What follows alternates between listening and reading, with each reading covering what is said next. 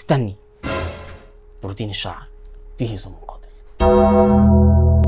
خدعوكي فقالوا ان البروتين العلاجي خالي من الفورمالين. احب اقولك ما حصلش، وده لان الفورمالين هو السم اللي بيفرد الشعر. الخدع في البروتين ان نتائجه في الاول بتبقى مبهرة، لكن بعد كده بتبدأ الكارثة. اول كارثة جفاف في فروة الراس، ثانيا تساقط مرعب للشعر، وبعد فترة كمان بيوصل مرحلة الفراغات، ثالثا بيعمل تقصف وجفاف شديد جدا للشعر. بس سواء عملتي بروتين او لسه بتفكري تعمليه وشعرك بدأ يقع، فتعالي اقولك ايه هو الحل.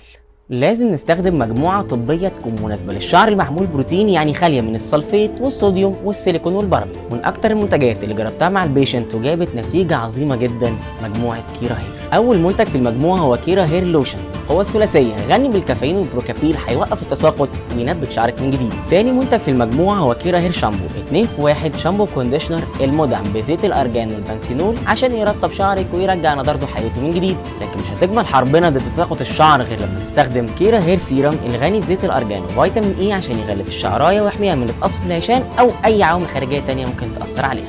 وبكده اقدر اقول لك مبروك عليكي شعرك. وما تنسيش لو عندك اي استفسار او مشكله في شعرك تقدري تبعتي لنا على رسائل الصفحه، واحد الدكاتره المتخصصين هيرد عليكي ويتابع معاكي بشكل مجاني. وبس كده.